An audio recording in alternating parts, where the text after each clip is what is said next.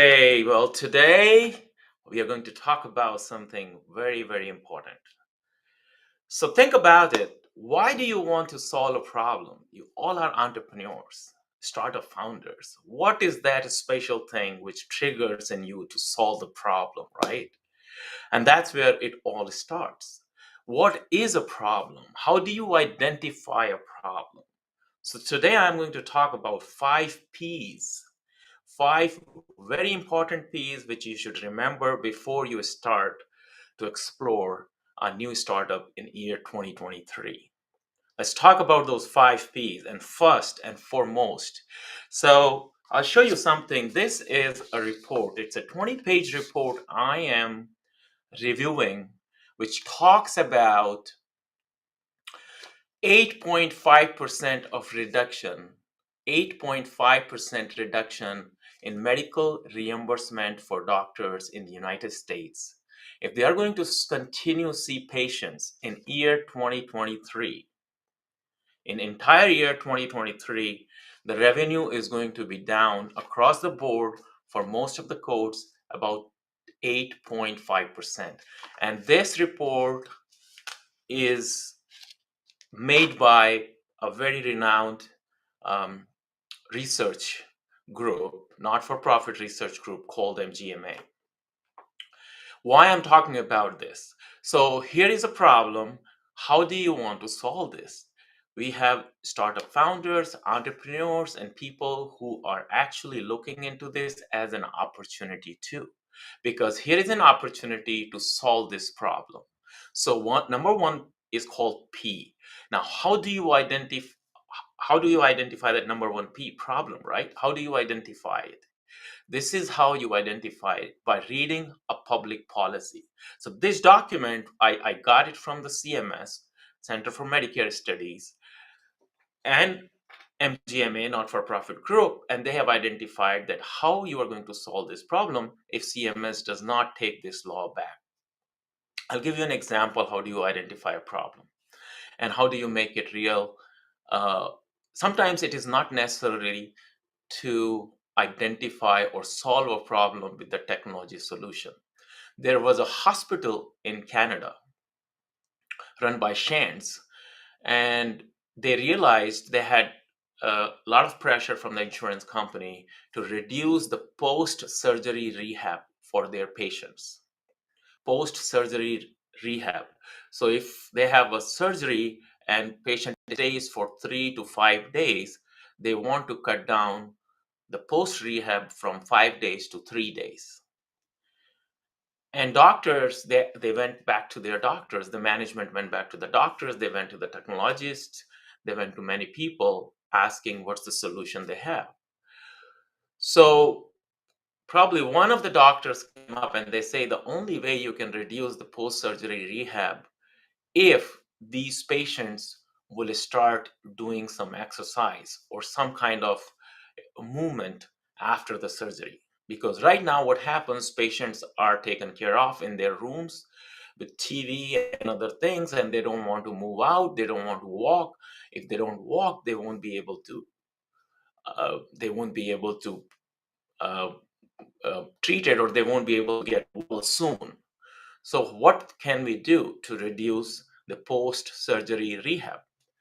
Now, with this little idea, this hospital came up with an idea. What if we remove TVs from their post rehab rooms? And we don't supply them food in the room. We would rather keep in the lunch area where they have to walk to the lunch area, get their lunch or dinner or their food or their meals so that they can have little walk. Now, most of these patients were GI surgery patients.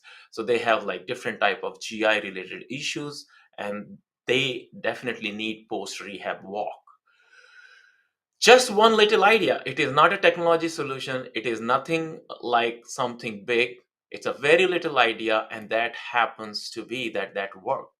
In next few months, they realized when they removed the TV from the rooms, and patients started walking for their meals to the dinner dining halls, dining centers, they start getting well quickly. And that was the reason I said it is very important to identify, and this is called prognosis. So we talked about problem, we talked about prognosis, how to reach to that prognosis by talking to all the stakeholders. So in this sense, the doctors were the stakeholders and management reached out to them, not necessarily to come up with a technology solution, but it's more like an innovative solution for the problem which they were talking about. So we talked about problem, we talked about prognosis, why it is important. And then the third thing we talked about the public policy. Public policy is the one which actually drive your innovation, which tells you what to do, how to innovate, which actually force you to innovate. And in this case, government forced them, or the insurance companies pressurize them to reduce the post rehab surgery, and that's why they came up with this solution. So my startup founders for next year, if you're looking to start a new venture, do some kind of innovation in your existing venture, look at those P's. So first we talked about problem, second we talked about the prognosis, and third, most important, public policy. Read public policy documents, see what, and every country has some kind of public policy documents which drives innovation. Fourth and most important, payment. Where would you get funding for your startup? Who are going to be your friends? Who are going to be your foes? Who are going to pay you the money? Who are your consumers and who are your customers? It's very important to understand. Money. Who's going to pay you for your innovation? Who's going to pay you, or what pricing structure you want to keep for your product or for the services? It is extremely important that you think about payment part. Now, payment is not just the pricing for your product or services. Payment means all kind of reimbursement, whether you received investors money, you receive, how are you going to give that money back? What are the rules for that? Who's going to help you out coming up with a pricing structure for your customers? Identify who are your customers and who are your consumers, because if you have a healthcare startup, your patients might be the consumer, but they are not the ones who are paying you. The people who are paying you are the insurance companies. So you have to come up with a pricing model. You have to come up with a payment model structure everywhere where payment is the key driver. So number four. Now number five, and the most important, and today I'm going to keep it very, very small segment because I wanted to go out and have fun. This is my birthday weekend. So I want you guys to finish within the next 5 minutes. If you have any questions, ask me now. But we talked about payment, we talked about public policy, we talked about prognosis, we talked about problem, but we haven't spoken about people who are going to do it. So in this particular case, if you talk about the example of the Canada, the hospital I gave you, every stakeholder, nurses, doctors, technologists, IT staff, billers, everybody was a part of this decision to come up and then make this possible. So across the board, if they are able to reduce uh, the length of stay in the hospital by 1 day or 2 days, it's going to be a huge cost saving for insurance companies. Think about it.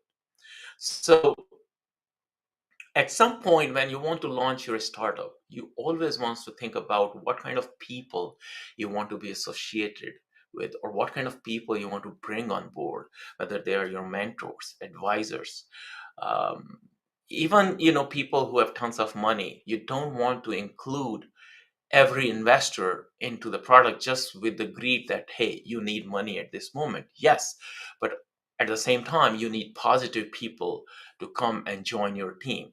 Same thing you want to do when you hire teams. You hire people uh, who can think in the same way like you think, and who can match their vision with your visions. There are only two type of people, I tell you. One, who are very good followers. So either find those followers, and the second, who can walk with you. They have the same vision what you have, and either you follow them or they follow them, but they are your friends. So find friends in your people, in your team. And with this, I think these 5 P's I talk about is going to be extremely useful for you for next 1 year. I wish you all the best for your new startup. I wish you a fantastic year ahead. This would be probably my last, or maybe I would do one more session next Friday if I find time. But thank you very much for listening my session. I hope these 5 P's are going to help you out in launching your startup. With this, have a wonderful Christmas, have a wonderful year ahead, and thank you very much.